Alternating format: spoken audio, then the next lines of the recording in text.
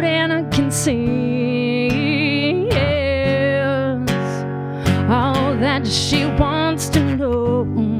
Most of the time, I'm just writing poetry, or I'm just writing to write. I just wanted to ask if there were any recordings in the works. Nothing in the works. I've dabbled here and there. You love the shore, but now it's time to go. Now it's time to go. Welcome to Person Voice, everybody. Thank you for coming. I really appreciate it. I'm your host, Anthony Vidal-Piandaka. The Person Voice is brought to you by Portsmouth Public Media, of which Nevin just introduced you as pro. And we are hosted here by WSCA, Portsmouth Public Radio. Great to be here at the Button Factory stage here in Portsmouth, New Hampshire.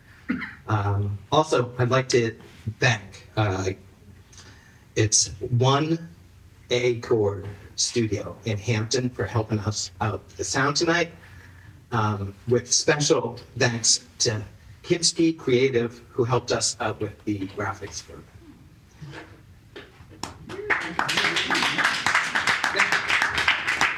Without any further ado, we're going to welcome Holly Furlone to the stage.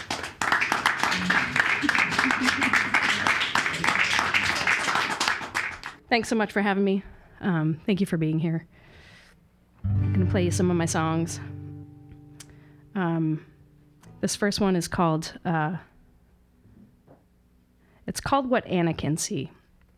And just a brief snippet, because I know I don't have a ton of time. Every once in a while, I'll take part in this event called Song Fight. And it's an online singer-songwriter competition, but it's not really a competition. It's more of an exercise. It's a community, but there is a winner for each event. And basically, the idea is that this organization puts out a title, and you have a week to write, record, and submit a song based on that title. And it's really cool because people from all over the world with all different levels of experience can take part in this. It's not production fight, it's song fight. And it's really cool to stop and then listen to the songs that people have submitted and see all the different perspectives that come from just a simple prompt. And so it's good for me to do things like that. A friend turned me on to it because I struggle to write like that. Usually ideas just come to me. It's harder for me to just write a song based on what somebody said. So I thought it'd be a good exercise for me. And the title for this song was What Anna Can See. And the reason they chose that title was because one of the coordinator's wives was turning 40 that year. And she said, the only thing I want for my birthday is for everybody to write a song with my name in it. So they came up with What Anna Can See. And when you win Song Fight, it's cool. You can brag to your friends. It's really neat. If you lose, you don't tell anybody and you just wait for the next title to be released and you start all over again. But for this particular fight, there was actually a prize, which was they would fly you and house you to their live event, which happens once a year somewhere in the continental United States generally. And that was Washington, D.C. that year. I was working at a school at the time as a special ed coordinator. And for my lunch breaks, I'd go out to my car and I had my child's little toy black guitar in there and my iPad, and I'd mess around with GarageBand. And I saw the title, and I had just had this this thing kind of running through my head. And so in that half hour, I just churned out this song, which was really kind of fun. And I messed around with effects, and I ended up winning the fight, which was really surprising. Thanks. Yeah, there were probably like 5 people in the fight. I don't know. But it was a really cool thing. So I got to go and meet all of these people that I've been conversing with online who would critique your songs in a really kind way. Like, it was pretty neat. Nobody was mean. It's not like a trolley kind of thing. But that's the story behind this next song. It's the first one I ever wrote where I tried not to be in it. I struggle to not put myself into songs. It's really hard. And I started out pretty strong, but I ended up in there, so I think I'm in it always, despite how hard I try.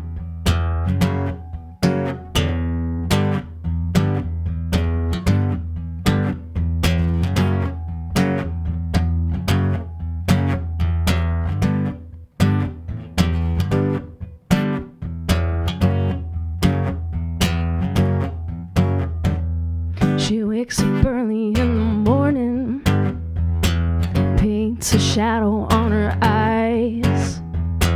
She takes her coffee like a warning.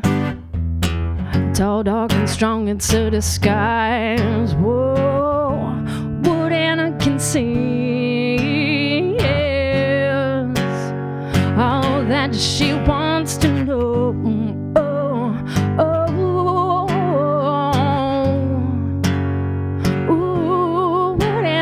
Is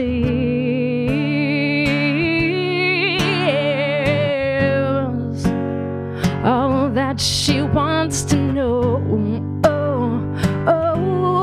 No one else will know.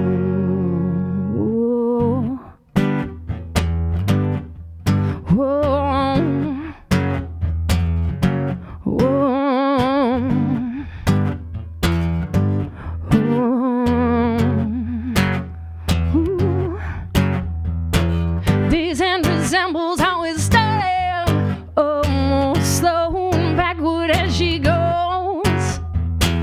The shadows from her eyes departed, down the sink of masculine flows. Whoa, what Anna can see is all that she wants to know.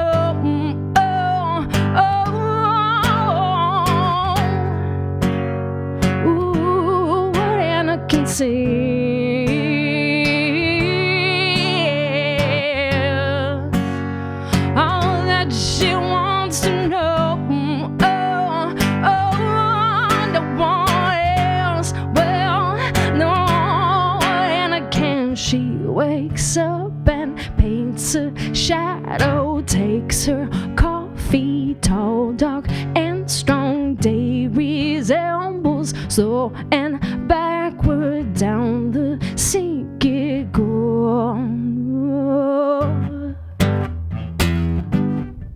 Whoa.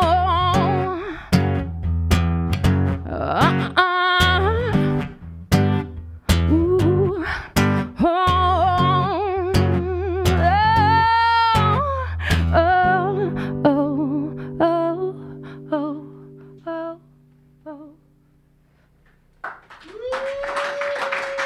Thank you. Thanks. Thank you. I didn't know that was the story behind that song. Yeah. I've heard you play it like dozens of times at least. Yeah. But yeah, that's and I never heard that you won the fight. We love Sunlight. I have to try. It's pretty cool. And anybody in the world can do it. It doesn't matter how experienced you are or not. I'm used to recording things into my phone, so. We're of similar age. And how long have you been writing songs?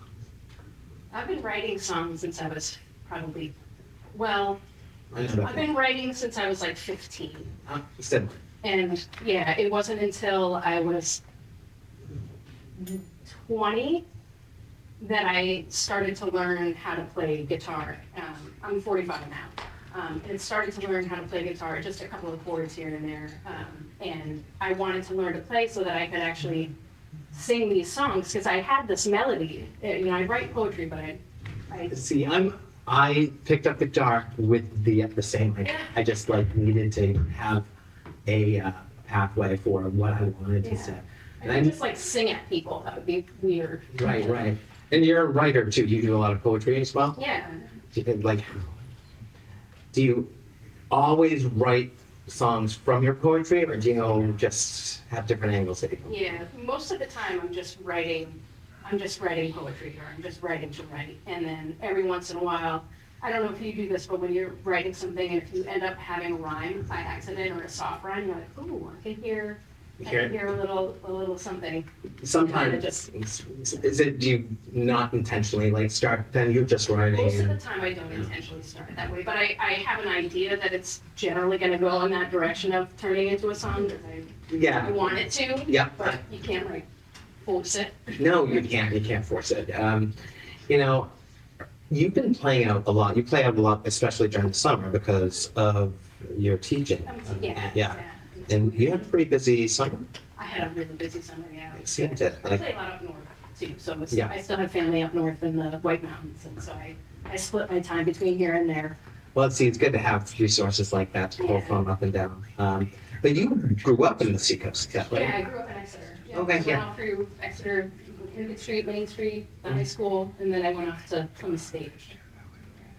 Did you go to school for music or education? I went to school for early childhood and special ed, and then I went through Montessori education, philosophy, and all that, just kept going, so, Well, that's cool. yeah. I don't actually know what I'm doing. When did you realize you were going to be a performer? When did that kind of start? Or did it just like, did somebody ask you? Yeah, so I took a big break from playing music to have my child. I have a 17-year-old now, and you know, as anybody that's been a parent or a guardian, those things that you sometimes love to do sometimes go by the wayside.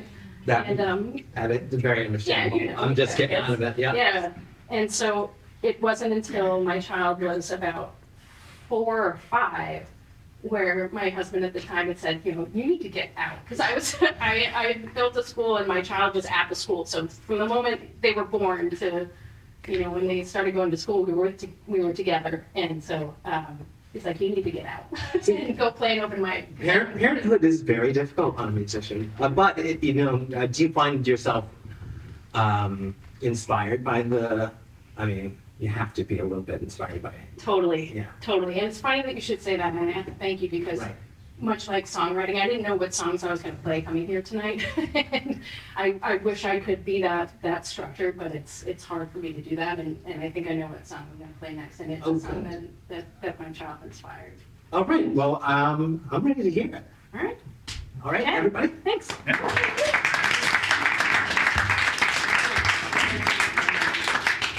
Thank you.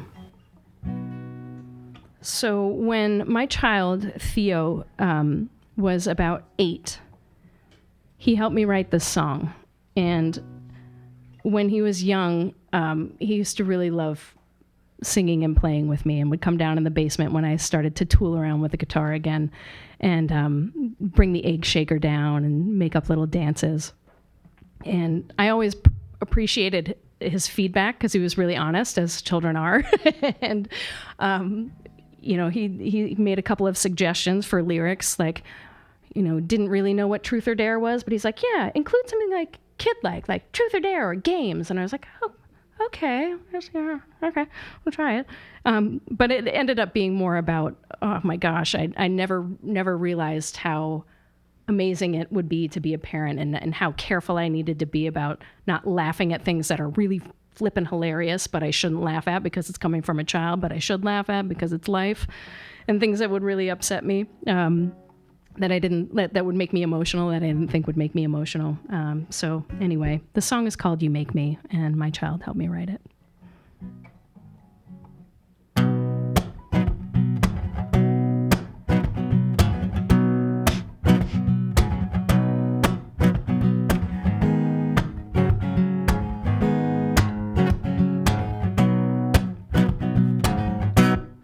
Ooh, it's not that I don't try, but you know, sometimes your stream of consciousness is hard for me to follow. And through those rosy rims you wear, you're looking at life like a watered-down truth or dare, where every moment's gonna matter more tomorrow. Whoa, you make me laugh when I probably should, and you make me cry when I swore I would, and no. Whoa, you make me laugh when I probably should, and you make me cry when I swore I would, and no. And you sang na na na na na na na na na na na, yeah, yeah. And you sang na na na na na na na na na na na, yeah, yeah, yeah. laugh when I probably should, and you make me cry when I swore I would, and no. Whoa, you make me laugh when I probably should, and you make me cry when I swore I would, and no.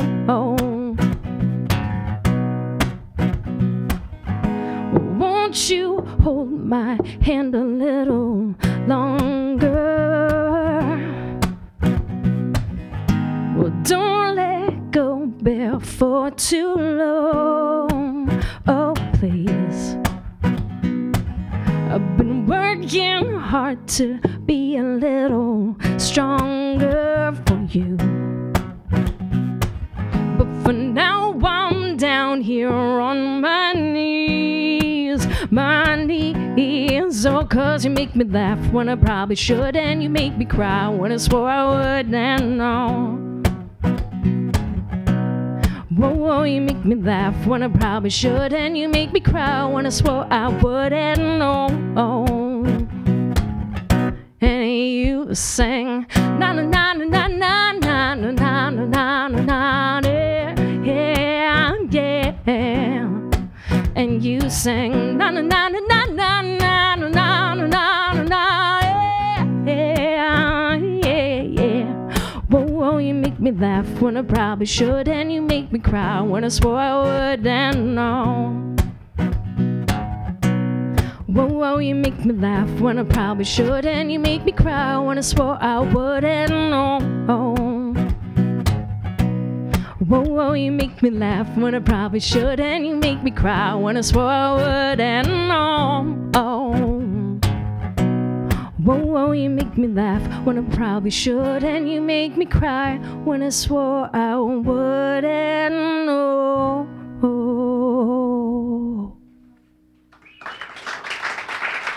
Thank you. The question that I wanted to ask, someone who's been writing songs for quite a while now, what would you recommend to somebody who is new to songwriting so that they can start to develop some confidence? Well, I think it depends on whether or not, at least for me, it would depend on whether or not I wanted anybody else to hear the song. But I would, what I like to do is take my cues from nature and how I'm feeling about things. And sometimes I'll just write down a word or two that come to me. If I hear someone say something that I interpret in a different way, I'll just make a little note. I have notebooks of just 2-word phrases or 3-word phrases. And sometimes have you ever seen those magnetic poetry boards? Yes. It's kind of like that in my head.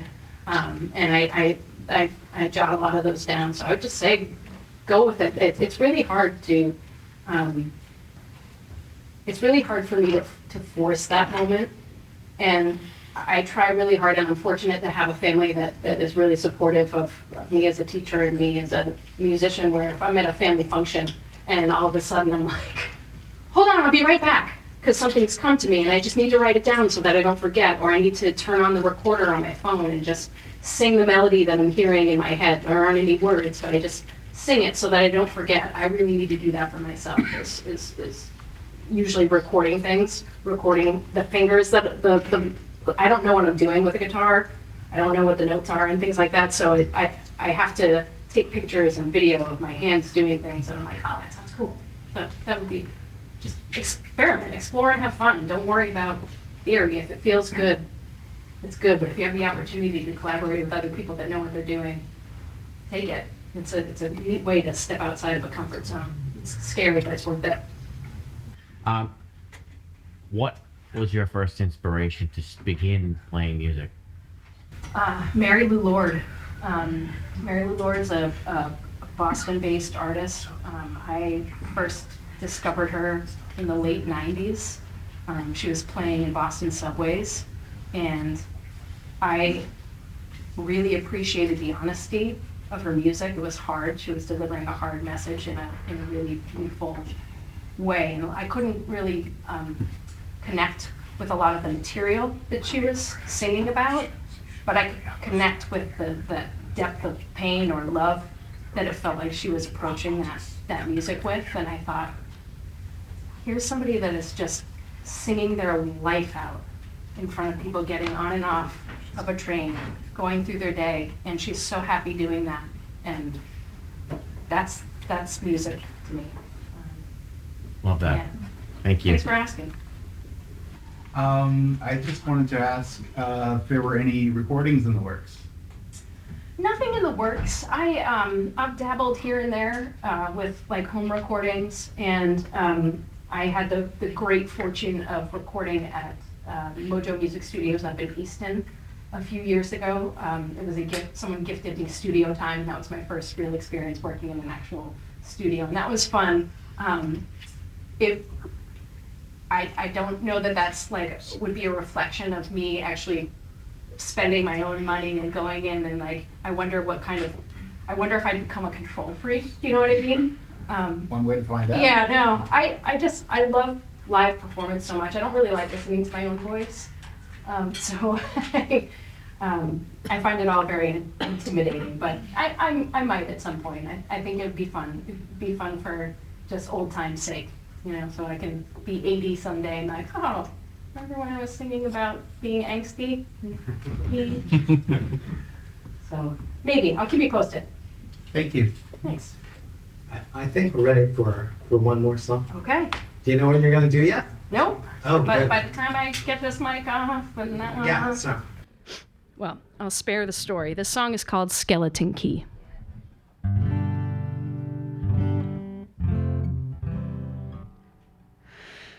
Whew. Hey, Doug.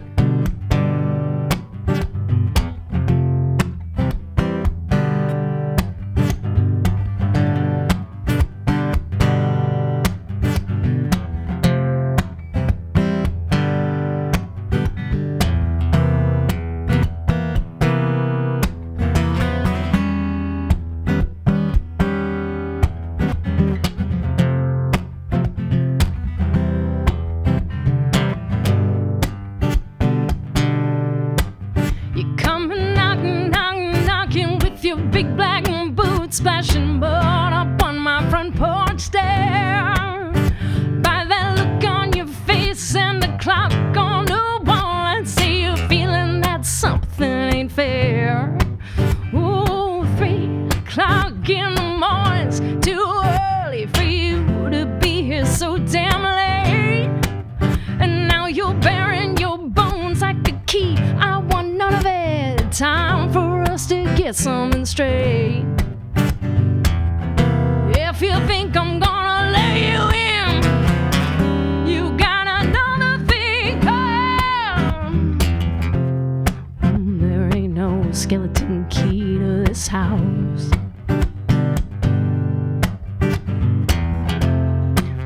There ain't no skeleton key to this house. Ooh, fooling me once gets you nothing but gone. I'll lock you out and then I'll swallow that key. Ooh, maybe you'll learn and you'll find someone else to take a chance on you, but it won't be me. If you think I'm gonna let you in, you got another thing coming. There ain't no skeleton key to this house.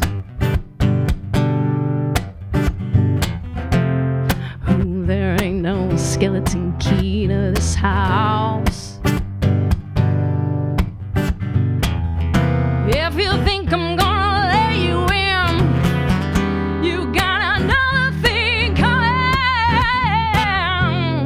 Oh, there ain't no skeleton key to this house. There ain't no skeleton key to this house. There ain't no skeleton key to this house. Thank you so much. Thanks, everybody.